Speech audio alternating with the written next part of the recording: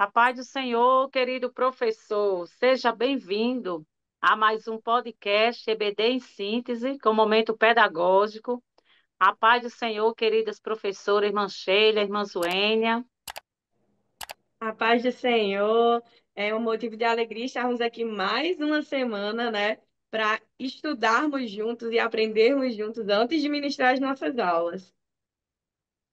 A paz do Senhor, meus irmãos, estamos aqui na penúltima lição do quarto trimestre. Que alegria, estamos chegando no finalzinho do ano, está pertinho já de concluirmos este ciclo e Deus ele tem sido bondoso conosco até este presente momento. Estamos aqui mais uma vez para trazermos dicas pedagógicas que com certeza serão de muita valia para a aula dos nossos professores.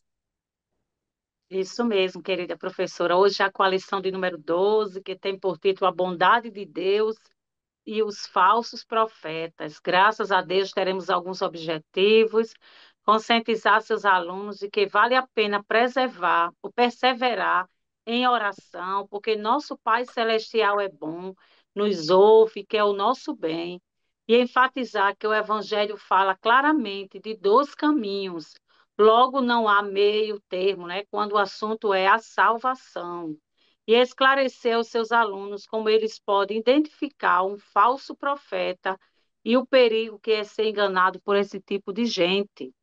Querida professora irmã Zuênia, com sua dica pedagógica. Amém, vamos lá. Hoje eu trouxe para vocês uma dinâmica que tem por título Centro da Vida, Homem ou Deus?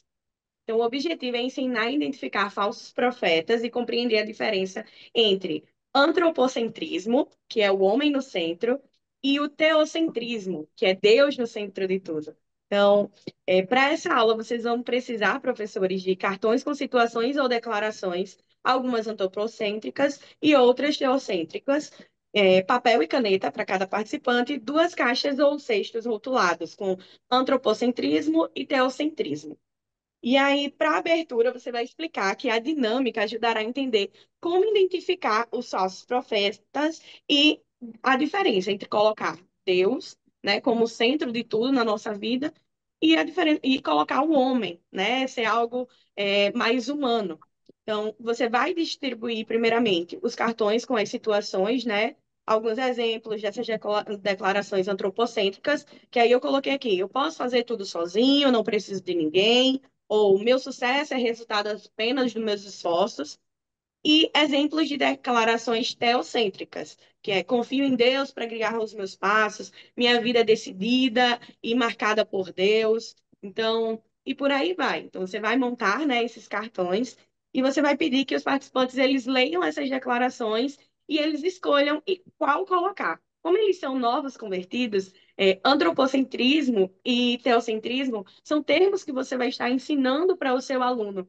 Então, antes de iniciar o tópico 3, você já poderia estar iniciando com essa dinâmica, que aí já vai ajudar eles a terem essa noção, né? De identificar que os falsos profetas são, na realidade, pessoas que estão na casa do Senhor, que dizem estar ligados diretamente com Deus, porém, a sua pregação, doutrina, a sua vida é baseada nele mesmo, né? Que é o antropocentrismo.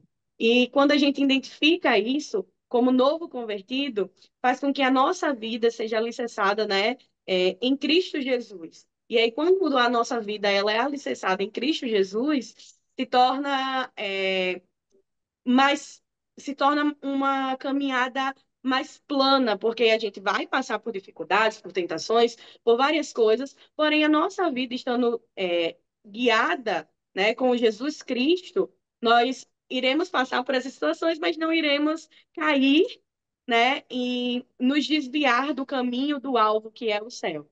Amém? Então conclua com uma oração com o seu aluno, pedindo a Deus que ajude cada um a manter o foco nele e a discernir esses falsos ensinamentos, que hoje em dia com as mídias, né, acaba sendo muito mais fácil a gente ser enganado. Então, a gente precisa se blindar e precisamos finalizar esse momento com uma oração, pedindo para que Deus ele chegue, blindando a nossa mente e o nosso coração desses falsos ensinamentos. Irmãos, mais uma vez estamos aqui agora trazendo a nossa dica pedagógica E a dica que eu trago para os professores é que os irmãos façam a produção de um cartaz, pode ser um cartaz ou pode ser no quadro branco, não tem problema nenhum, uma relação contendo alguns versículos bíblicos, que inclusive esses versículos estão até na própria lição, mostrando quais são as características dos falsos profetas.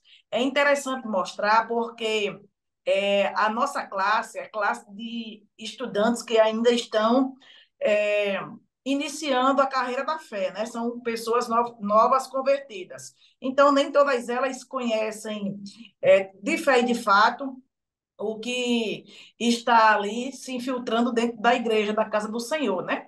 Então, os irmãos podem colocar no, no cabeçalho desse cartaz mais ou menos a seguinte frase: como reconhecer um falso profeta? E aí o irmão vai colocar as referências bíblicas e do lado dessas referências algumas características para que os alunos possam compreender e assim eles possam identificar as pessoas que estão agindo desta forma. A primeira referência que eu gostaria de citar para os irmãos é a referência que está no livro de Mateus, capítulo 7, versículo 15, em que o Senhor Jesus mostra que essas pessoas elas agem como lobos devoradores. Os irmãos podem também mostrar a referência que está ainda em Mateus 7, 21, que mostra que essas pessoas elas têm o hábito de Mateus 7, 21, não, desculpa, Romanos capítulo 1, versículo 25, que mostra que essas pessoas elas têm uma tendência a honrar mais a criatura do que o Criador.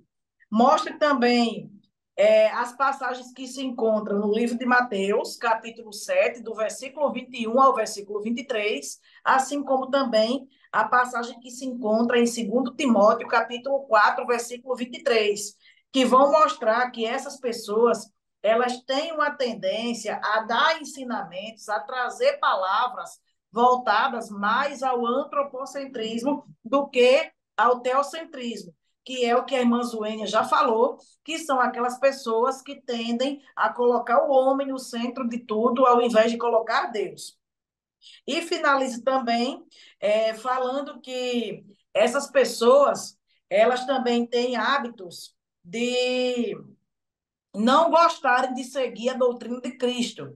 Elas querem seguir as suas próprias doutrinas, os seus próprios ensinamentos, de acordo com as suas vãs vontades.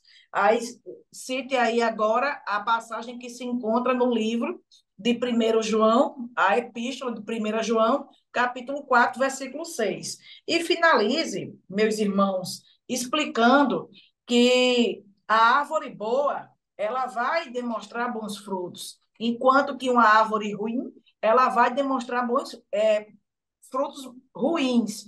E Jesus ele deixou isso muito claro na passagem de Mateus, capítulo 7, do versículo 15 ao versículo 18. Quando Jesus diz que não se nasce uvas em pé de espinho, né? Então aí Jesus fala que a árvore ela vai dar exatamente aquele fruto ao qual ela inclinada para dar. É aquilo que você nunca vai ver um pé de manga dando coco, ou um pé de uva dando morango. A árvore ela vai dar exatamente o seu fruto. E assim, os irmãos eles vão começar a compreender quando um falso profeta se aproximar, e aí ele já vai ficar antenado para que não venha cair nessas conversas, né? E assim enfraquecer a sua fé. Isso mesmo, querida. Graças a Deus, querido professor.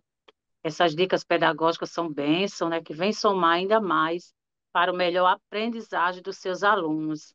E é muito interessante, querido professor, realizar na sala de aula também, tendo em vista do segundo objetivo, que fala sobre enfatizar que o Evangelho fala claramente de dois caminhos, logo não há meio termo, quando o assunto é a salvação, você pode estar fazendo aí, professor, uma tempestade de ideias, né? Sugerimos que inicie sua aula com alguns questionamentos, né, para a introdução da lição. faça a seguinte pergunta: qual o caminho que leva ao céu? O estreito ou o largo? Explique que o caminho que conduz ao céu é bem estreito, por isso muitos desistem e outros preferem os atalhos ou até mesmo os caminhos mais largos. E aí, querido professor, você pode estar explicando aí a diferença desses caminhos, né? A facilidade, nós sabemos que só há um caminho que leva ao nosso Senhor Jesus Cristo. E é bom que essa lição ela venha ainda mais despertar e mostrar que essa porta é Jesus. Querido professor, estas são as dicas pedagógicas para a lição de hoje. Somos gratos a Deus pelo privilégio de servir, ao nosso querido pastor presidente Martins e ao DENEC pela confiança, e às nossas queridas professoras, irmã Zuênia, e querida professora Sheila, com a sua contribuição com as dicas pedagógicas. E com as queridas professoras estão as considerações finais. Amém. Estamos aqui, né? Agora nos despedindo, professor. Então, que o Senhor lhe abençoe durante essa semana. Venha trazer mais e mais ideias para as suas aulas serem enriquecedoras. E não esquece, curte aqui a nossa página, curte o nosso vídeo, compartilhe e deixa também o seu comentário, querido professor. Que Deus te abençoe. Amém, querido professor, querida professora. Que Deus abençoe a sua aula através dessas dicas pedagógicas. Que a sua vida também seja produtiva no reino de Deus e que esse conteúdo que vai ser ministrado por você venha edificar os seus alunos. Que Deus nos abençoe. É isso aí, querido professor. Este canal abençoado é feito para você. Compartilhe, se inscreva, né? Pois aqui traremos sempre dicas e orientações pedagógicas para as suas aulas. Que Deus abençoe.